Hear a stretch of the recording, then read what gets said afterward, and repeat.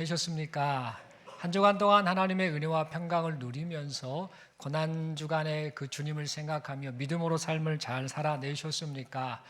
우리는 지난 시간에 서로 사랑하라라는 제목을 가지고 말씀을 받았지요. 우리가 고난에 그 주님을 생각하면서 그 주님을 증거하는 삶, 그리고 내가 예수님의 제자입니다라는 것을 증거하는 삶의 그 모습은 어떤 모습인가? 서로 사랑하는 것이다라는 것. 고난주간에서 우리 주님께서 다른 말씀 안 하시고 서로 사랑하라라는 이 말씀 속에서 서로 사랑하면 세상 사람들이 너희가 내 제자인 것을 알고 너희의 스승, 너희의 주님이 예수님인 것을 알게 될 것이다 라는 그런 의미로 서로 사랑하라고 말씀하셨습니다. 우리 일평생 동안 사랑하며 살기는 참 힘들 때가 있습니다. 내 마음에 드는 사람은 사랑하기 쉽습니다만 나에게 상처를 주고 내 생각과 다른 사람을 사랑한다라는 것은 쉽지 않은 것이 우리 모습이지요. 그런다 할지라도 우리 주님이 말씀하신 이 말씀을 생각하면서 사랑하는 삶, 품고 안고 용서하고 용납하고 이해하고 또 적극적으로 사랑하는 삶을 살아서 우리의 삶을 통해서 예수님을 증거하고 또 내가 예수님의 제자입니다, 내가 성도입니다라는 것을 세상 속에서 또 함께하는 사람들 속에서 그렇게 드러내며 살아가시는 우리 모두가 될 수 있기를 간절히 소망합니다. 서로에게 축복하며 인사하겠습니다. 서로 사랑하며 삽시다. 네, 감사합니다. 이 시간 저는 서로 위로하라라는 제목을 가지고 함께 하나님 말씀 받기를 원합니다. 오늘은 부활절입니다. 이 부활절은 누구나 잘 알고 있듯이 2000년 전에 예수님께서 십자가 고난을 받고 죽으셨다가 3일 만에 다시 살아나신 것을 기념하는 절기이지요. 이러한 사실은 예수님을 믿는 사람들뿐만 아니라 세상 사람들도 다 알고 있습니다. 세상에서도 매스컴을 통해서 말하지요. 이 부활절은 예수님이 죽으셨다가 부활하신 그날입니다. 그날을 기념하는 절기가 바로 부활절입니다라고 세상에서도 그렇게 말을 합니다. 그러나 여러분, 성도는 이 세상 사람들처럼 이 부활절을 이 정도로만 인식하며 보내서는 아니 되겠습니다. 우리는 부활절을 맞이하여서 예수님의 부활에 관하여 바르게 깨닫고 또 바르게 믿음으로 부활신앙으로 인생 시간을 살아가는 그런 우리 모두가 되어야겠습니다. 여러분, 이를 위해서 예수님의 부활에 관한 몇 가지 질문을 조금 우리가 해보고 그 질문에 대한 성경적인 답을 찾아가면서 우리 안에 부활신앙으로 충만한 여기 모인 우리 모두가 될 수 있기를 바랍니다. 4가지 정도 질문을 한번 해봤습니다. 4가지 질문을 한번 해볼 텐데, 예수님의 부활은 사실인가? 만약에 사실이라면 그 증거가 무엇인가? 첫 번째 질문을 이렇게 할 수 있겠고요. 두 번째 질문은 예수님의 부활은 우연히 일어난 일인가? 아니면 하나님의 계획을 따라서 일어난 일이었는가? 세 번째 질문은 예수님의 부활이 사람과 도대체 무슨 상관이 있길래 교회에서는 계속해서 예수님의 부활을 강조하는 것일까? 네 번째 질문입니다. 우리가 예수님의 부활과 성도의 부활에 관하여서 바르게 알고 바르게 믿고 살아야 하는 이유가 무엇일까?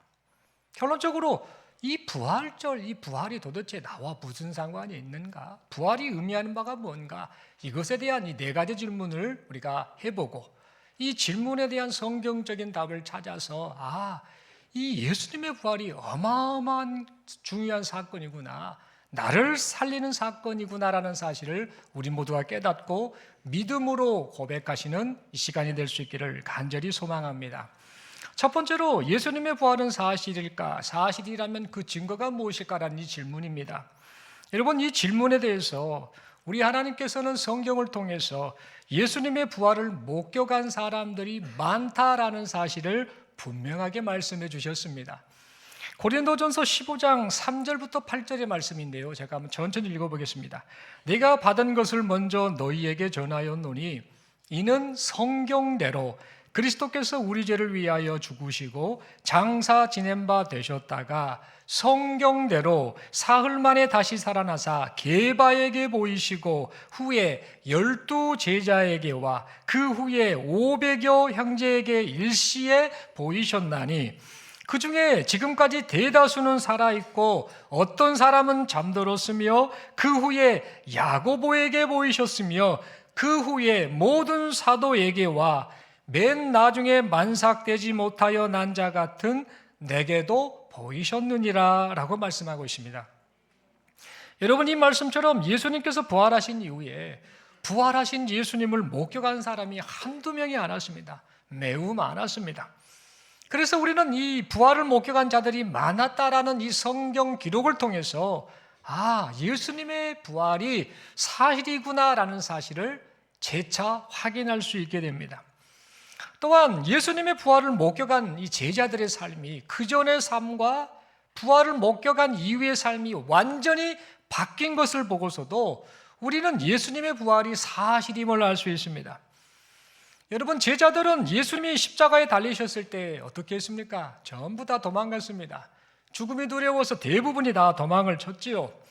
그러나 부활하신 예수님을 만난 이후에 그들은 담대히 예수님의 부활을 증거했습니다. 그런데 여러분, 여기서 생각해 볼 것이 있습니다. 사실 제자들 입장에서는 예수님의 부활을 증거한다고 해서 부귀 영화를 얻는 것이 아니었습니다. 오히려 핍박을 당해야 했습니다. 오히려 순교를 당해야 했습니다. 예를 들어보면 제자 가운데 몇 사람만 예를 들어봅니다. 베드로는 부활하신 예수님을 전하다 어떻게 순교합니까? 십자가에 거꾸로 매달려 순교했다라고 전해지지요. 도마라는 사람은 인도까지 부활하신 예수님을 전하러 갔다가 그곳에서 창에 맞아 순교를 합니다. 야고보는 어떻습니까? 헤롯에 의해서 칼에 맞아 순교를 합니다. 게다가 이 안드레라는 사람은 X자 모양의 십자가에 매달렸는데 나중에 순교를 합니다. 그런데 순교하는 그 과정 속에서도 며칠 동안 계속해서 주의 복음을 전하는 설교를 하다가 그렇게 순교를 했다라고 전해집니다. 이처럼 제자들은 예수님의 부활을 전했을 때에 부귀 영화를 얻게 되거나 그의 인생이 출세하고 성공한 것이 아니라 예수님의 부활을 전하는 그것으로 말미암아 핍박과 순교를 당해야만 했습니다. 그렇다면 여러분, 제자들은 왜 핍박을 받고 순교를 당하면서까지 예수님의 부활을 전했던 것일까요? 자신들이 예수님의 부활을 전할 경우에 이익은커녕 핍박과 순교를 당할 것을 뻔히 알았지 않습니까? 내가 죽을 수밖에 없네, 내가 끝났네, 내가 핍박을 받을 거야 라는 사실을 뻔히 알았는데 그들은 왜 예수님의 부활을 증거했던 것일까요? 여러분, 그 이유는 그들이 예수님의 부활을 실제로 목격했기 때문입니다. 부활하신 예수님을 실제로 만났기 때문입니다. 다시 말해 예수님의 부활이 사실이었기 때문입니다.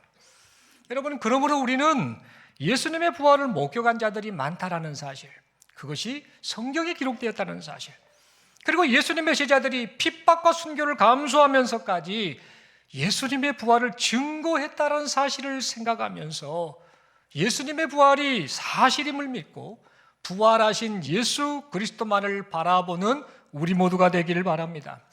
여러분, 두 번째 질문이지요. 예수님의 부활은 우연히 일어난 일일까? 아니면 하나님의 계획을 따라 일어난 일이었을까요? 이 질문에 대해서 하나님께서는 성경을 통해서 예수님의 부활이 우연히 일어난 일이 아니라 하나님의 계획대로 일어난 일임을 말씀해 주셨습니다. 여러분, 구약 성경을 보면 하나님께서는 이스라엘 백성들에게 여러 절기 가운데 세 가지 중요한 절기를 지키도록 명하셨습니다. 첫 번째는 유월절입니다. 그리고 무교절입니다. 세 번째 초실절, 유월절, 무교절, 초실절을 지키도록 명하셨습니다. 유월절, 무교절, 초실절에 관해서 간략하게 말씀을 드리자면 이 유월절은 그런 날이죠. 이스라엘 백성들이 출애굽하는 그날 밤입니다. 출애굽하기 직전에 하나님께서 애굽의 장자, 또 짐승의 첫 것 이런 것들을 죽게 하는 10번째 재앙을 내리셨지요. 이때 어린 양의 피를 바른 집안에 있는 사람들은요, 그 누구도 죽지 않았습니다. 죽음을 면하고 구원을 받게 되었습니다. 이것을 기념하는 그 절기가 바로 유월절이지요. 그리고 이 유월절은 니산월인데요, 유대 달력으로 니산월 1월을 말하고 우리 달력으로는 한 3, 4월 정도로 지금 이때쯤이죠. 1월 14일에 이 유월절을 지키도록 되어 있었습니다.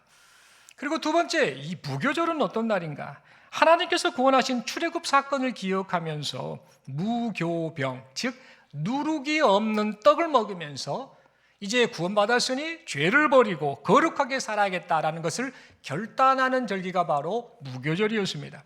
이 무교절은 언제 지켰는가? 6월절 다음 날입니다. 1월 15일부터 21일까지 7일간 무교절을 지키도록 하나님이 명하셨습니다. 그리고 나서 세 번째 초실절입니다. 이 초실절은 수확의 첫 열매를 하나님께 드리면서 모든 수확이 하나님께로부터 왔습니다라는 것을 고백하고 앞으로 있을 풍성한 은혜를 믿는 그 고백하는 절기가 바로 초실절입니다. 그리고 이 초실절은 언제 지냈는가? 이제 6월절 다음이 무교절이었죠. 무교절이 일주일간의 기간이라고 말씀드렸죠. 이 7일간의 기간 중에 그 주간에 걸치는 안식일, 그 안식일 다음 날 초실절을 지키도록 하나님이 명하셨습니다. 중요한 사실은 6월절, 무교절, 초실절이 연속적으로 이어졌다라는 겁니다. 그런데 여러분, 놀라운 게 있습니다. 구약의 절기인 6월절, 무교절, 초실절이 알고 보니까 궁극적으로 무엇을 말하고 있었느냐면 예수님의 죽으심, 예수님의 장사되심, 예수님의 부활하심을 예표하고 있었습니다. 즉 미리 예언적으로 말씀하고 있었다라는 겁니다. 이 6월절은 어린 양 예수님의 죽으심을 예표하는 그런 사건이지요. 6월절에 어린 양이 제물로 바쳐지듯이 우리 예수님께서 6월절에 피 흘려 죽으심으로 우리의 죄를 사하셨습니다. 이 사실을 고린도전서 5장 7절이 분명하게 말합니다. 너희는 누룩 없는 자인데 새 덩어리가 되기 위하여 묵은 누룩을 내버리라. 우리의 6월절 양 곧 그리스도께서 희생되셨느니라.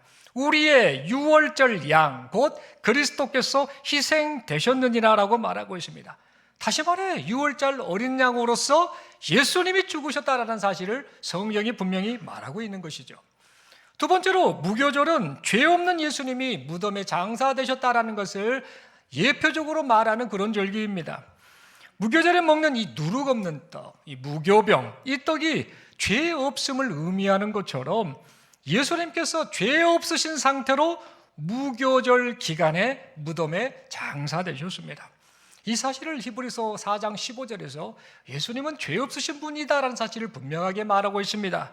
우리에게 있는 대제사장은 예수님을 가리키지요. 우리의 연약함을 동정하지 못하실 리가 아니요 모든 일에 우리와 똑같이 시험을 받으신 이로되 죄는 없으시니라 라고 이렇게 말하고 있습니다. 여러분, 이처럼 죄 없으신 예수님께서 무덤에 장사되셨습니다. 세 번째로 초실절. 이 초실절은 예수님의 부활하심을, 즉 예수님의 부활의 첫 열매 되심을 미리 예표하는 절기였습니다. 초실절에 수확의 첫 열매를 드린 것처럼 초실절에 예수님께서 부활하심으로 부활의 첫 열매가 되신 것입니다. 이 사실을 고린도전서 15장 20절에서 분명하게 말합니다. 그러나 이제 그리스도께서 죽은 자 가운데서 다시 살아나사 잠자는 자들의 첫 열매가 되셨도다라고 말하고 있습니다. 여러분, 이러한 사실을 볼 때에 예수님께서 6월절에 죽으시고 무교절 기간에 장사되시고 초실절에 부활하신 것은 어쩌다 우연적으로 일어난 일이 아닙니다. 인간을 위한 하나님의 구원 계획 그대로 성취된 사건이었다라는 겁니다. 여러분, 그러므로 우리는 우리를 구원하시려고 하나님께서 이미 오래전부터 구약시대부터 6월절, 무교절, 초실절과 같은 절기를 제정을 하셨고 그 절기들을 지키는 날에 딱 그때에 맞춰서 예수님께서 죽으시고 예수님께서 장사되시고 예수님께서 부활하셔서 우리를 향한 하나님의 구원 계획을 이루셨다라는 사실을 믿고 하나님 앞에 감사하는 우리 모두가 되기를 바랍니다. 여러분, 세 번째 질문입니다.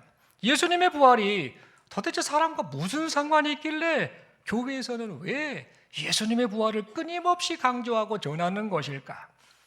여러분, 그 이유는 예수님께서 부활하신 것처럼 예수님을 믿고 의지하는 성도가 장차 주님 재림하실 때에 장차 생명의 부활을 하게 되기 때문이었습니다.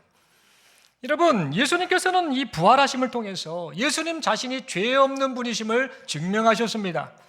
그리고 부활하심을 통해서 성도들의 죄 문제도 온전히 해결하셨음을 증명하셨습니다.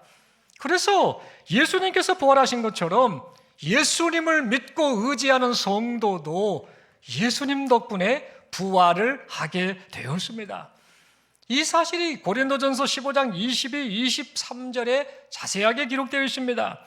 아담 안에서 모든 사람이 죽은 것 같이 그리스도 안에서 모든 사람이 삶을 얻으리라. 그러나 각각 자기 차례대로 되리니 먼저는 첫 열매인 그리스도요, 다음에는 그가 강림하실 때에 그리스도에게 속한 자요라고 말하고 있습니다.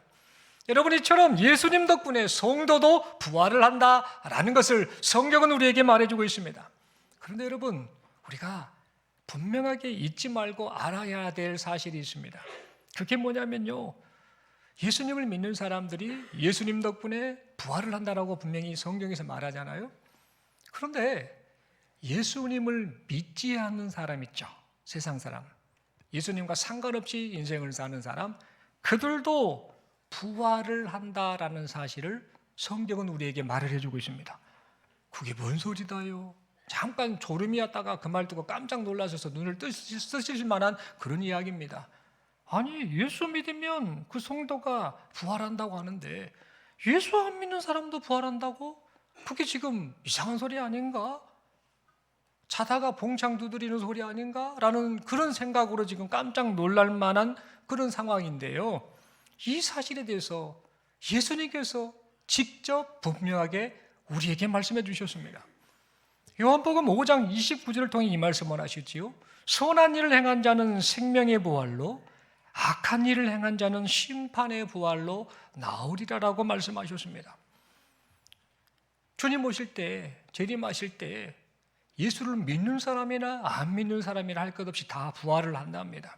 근데 그 부활의 성격이 완전 다르다라는 사실을 예수님이 직접 말씀하셨습니다. 여러분, 여기서 선한 일을 행한 자는 어떤 사람을 말하는가? 예수님을 믿고 죄 사함을 받은 사람을 말하고요, 그리고 그의 믿음이 선한 삶으로 열매 맺는 사람, 즉 예수를 믿는 그것 때문에 삶 속에서 선하게 살아가는 사람, 출발은 예수를 믿는 것이죠. 의지하는 것이죠. 죄 사함을 받은 것이죠. 이 사람을 가리켜 선한 일을 행한 자라고 그렇게 말을 하고 있습니다. 요한복음 6장 29절을 보면 예수님께서 이런 말씀을 하셨습니다. 하나님께서 보내신 이, 예수님이죠, 이 예수님을 믿는 것이 하나님의 일이니라라고 말씀하셨습니다. 이 말씀을 통해서 우리가 알 수 있는 사실은 뭐냐? 예수님을 믿는 것 자체, 그것이 선한 삶의 시작이다라는 사실입니다. 그래서 사람이 예수님을 믿으면 어떻게 되죠? 주님의 말씀에 순종하면서 하나님 사랑, 이웃 사랑, 즉 선한 삶을 살아가게 됩니다. 그리하여 마침내 죄를 사하시는 예수님을 믿는 그 믿음으로 말미암아 선한 일을 행한 자가 생명의 부활을 하게 됩니다. 반면에 악한 일을 행한 자는요, 어떤 사람을 말하는가?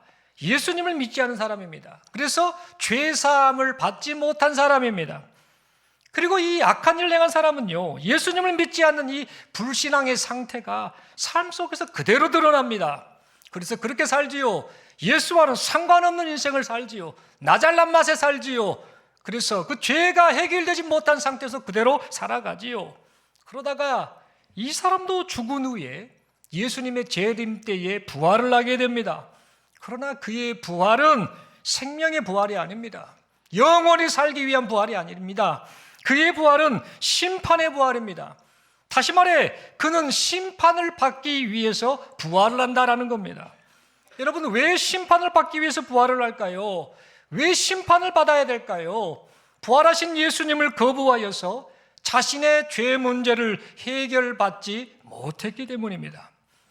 여러분, 이러한 사실을 통해서 우리가 알게 된 분명한 사실은 모든 사람이 부활한다는 겁니다. 과거에 살았던 사람부터 주님이 오시는 그 순간까지 사는 모든 사람이 다 부활을 한다는 겁니다. 죽은 그 존재가 부활을 한다는 겁니다.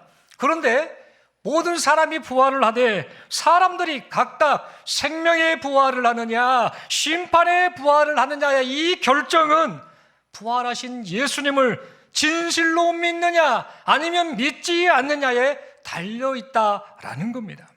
그래서 교회에서는요, 계속해서 전합니다. 부활하신 예수를 믿으십시오.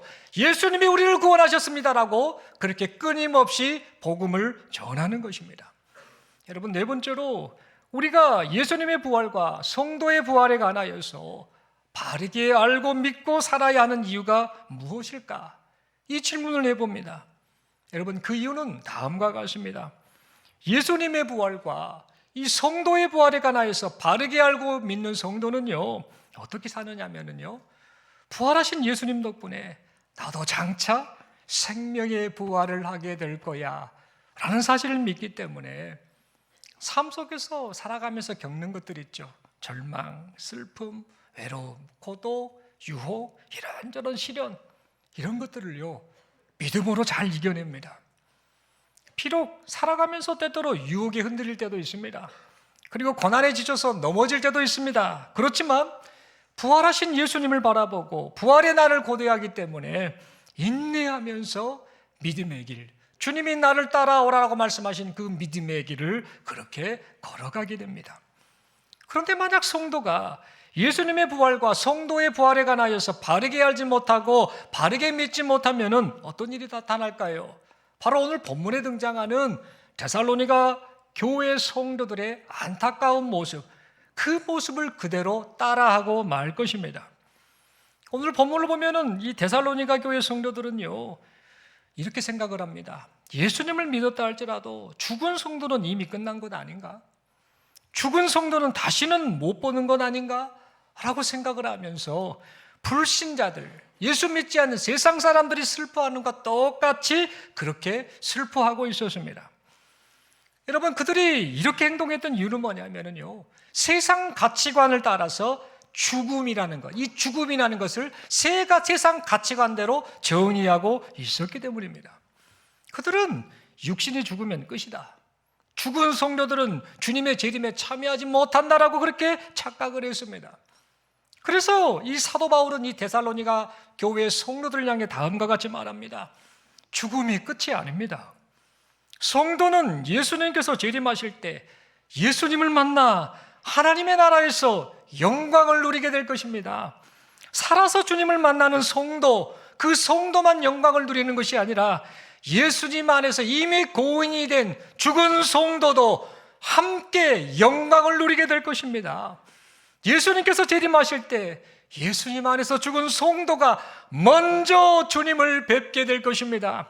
그래서 모든 성도가 주님과 함께 영원토록 함께 있을 것입니다. 그러니 소망 없는 자처럼 슬퍼하지 말고, 소망 없는 자처럼 슬퍼하지 말고, 세상 사람들처럼 그렇게 슬퍼하지 말고 생명의 부활을 생각하면서 서로 위로하십시오라고 그렇게 말하였습니다. 여러분, 이처럼 우리가 예수님의 부활을 바르게 알고 믿으면은요, 부활하신 예수님으로 말미암아 나도 생명의 부활을 하게 된다, 나도 예수님 덕분에 생명의 부활을 하게 된다라는 사실을 생각하면서 삶 속에서 겪는 절망, 슬픔, 고난, 유혹, 이런 것들을 잘 이겨낼 수 있게 됩니다.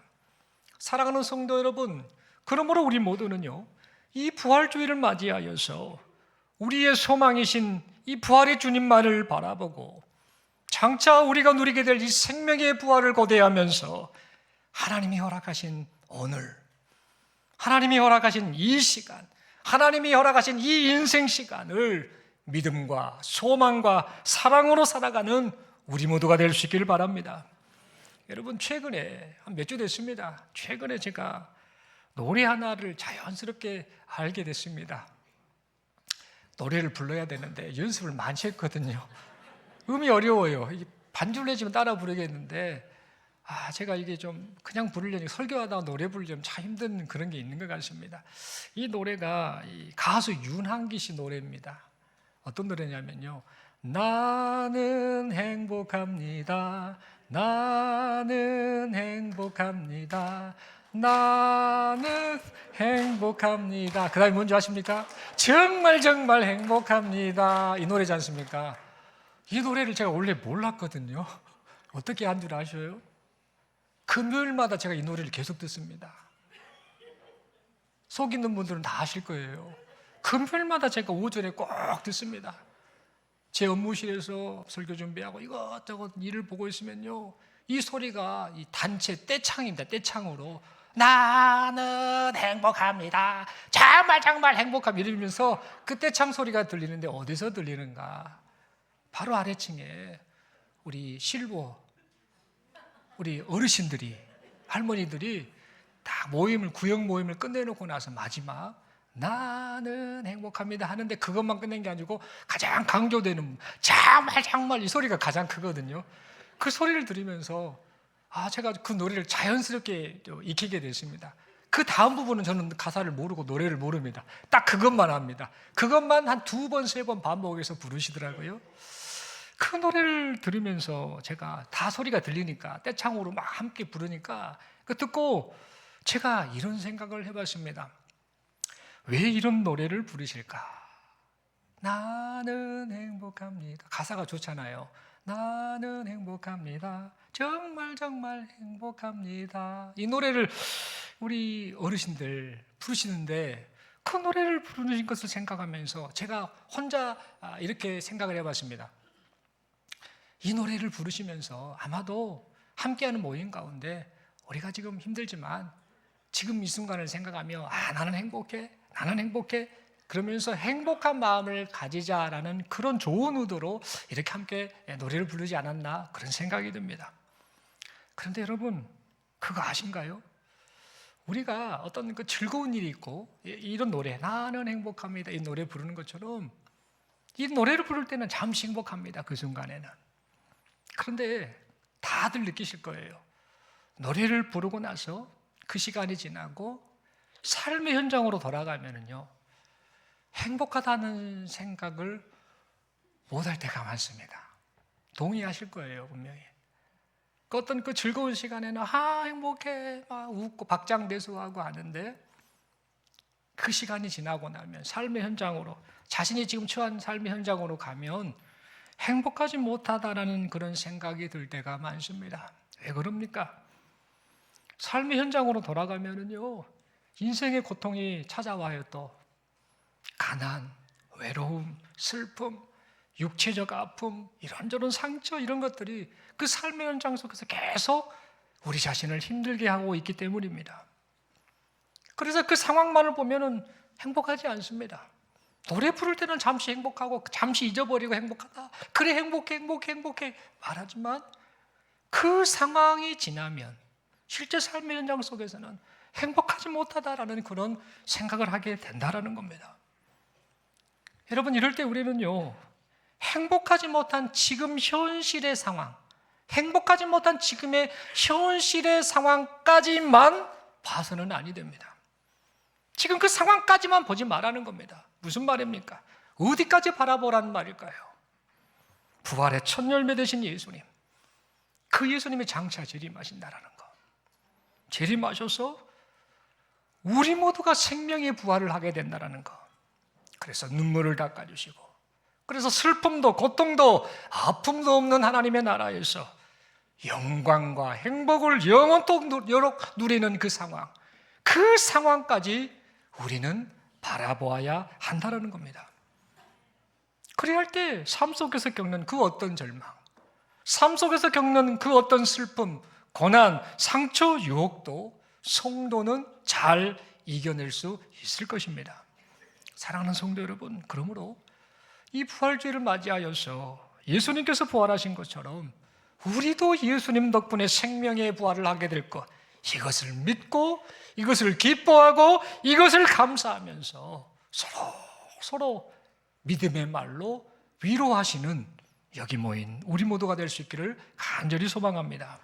그리하여서 부활신앙으로 힘차게 살아가면서 세상 속에서 그 부활의 소망 계신 예수 그리스도를 담대히 전하며 살아가시는 우리 모두가 될 수 있기를 바랍니다. 우리 서로에게 축복하며 인사하겠습니다. 예수님 부활하셨습니다. 한 번 더 인사하겠습니다. 예수님 덕분에 우리도 부활할 것입니다. 옆에 분 살짝 따뜻한 눈빛으로 한번 바라봐 주시면서 묻겠습니다. 서로에게 행복하십니까? 그러면 제가 답을 알려드릴게요. 동의하시는 마음으로 이렇게 인사해 주세요. 그럼요. 예수님 덕분에 부활할 거니까 행복하지요. 아멘이십니까? 예, 사랑하는 성도 여러분, 부활절을 해마다 보내는데요. 아, 예수님 부활했다대. 그거하고 나하고 무슨 상관인가를 생각해야 합니다. 예수님이 왜 부활하셨는가? 부활을 통해 무엇을 드러내셨는가? 그 부활의 사건이 내게 어떤 상관이 있는가를 깊이 생각하되, 부활하신 예수님 덕분에 장차 우리도 생명의 부활을 하게 된다는 사실을 믿고 감사하면서 허락하신 인생 시간, 믿음으로 사는 것이 지치고 힘이 들다 할지라도 그 부활하신 주님을 바라보며 서로 힘을 내시고 서로 말로 위로하고 격려하면서 허락하신 인생, 하나님이 기뻐하시는 예수 전하는 인생을 살아가시는 우리 모두가 될 수 있기를 간절히 소망합니다. 마지막 다시 한번 서로에게 축복하며 인사하겠습니다. 예수님 잘 믿으십시다. 예수님 잘 믿는 우리에게 생명의 부활의 날이 기다리고 있음을 믿고 감사합니다. 기도드리겠습니다. 하나님 아버지, 은혜를 감사합니다. 부활절을 맞이해서 부활하신 주님을 생각하며 다시 한번 힘을 내고 위로를 받습니다. 삶이 힘들고 지치고 또 소망이 없는 우리 인생임을 생각하며 많이 서럽고 어찌할 바를 모를 때가 있습니다. 그리고 예수 믿고 하나님의 자녀로 산다고 하면서 세상에 계속해서 마음이 빼앗겨서 내가 과연 믿음의 사람인가라며 내 자신의 부끄러운 모습을 또 괴로워할 때도 있습니다. 그러나 이 부활절을 통해서 부활하신 예수 그리스도, 우리 주 예수 그리스도, 그분을 바라보며 그분 덕분에 우리가 장차 생명의 부활을 하게 된다는 사실을 생각하며 아무리 힘이 들어도, 아무리 지치고 아파하고 괴롭다 할지라도 그 부활의 날을 생각하며 오직 예수님만을 바라보며 믿음으로 살아가는 우리 모두가 되게 하여 주시옵소서. 세상 사람들처럼 부활절에 대해서 말만 할 뿐 부활하신 주님과 상관없는 인생을 사는 그들과 같이 살지 않게 하시고, 우리는 부활하신 예수님과 연합된 자로서 부활하신 예수님을 증거하며 살아가는 우리 모두가 되게 하여 주옵소서. 그렇게 믿음으로 살 수 있도록 은혜 베푸심을 믿고 감사드리오며 우리 주님 예수님 이름으로 기도드리옵나이다. 아멘.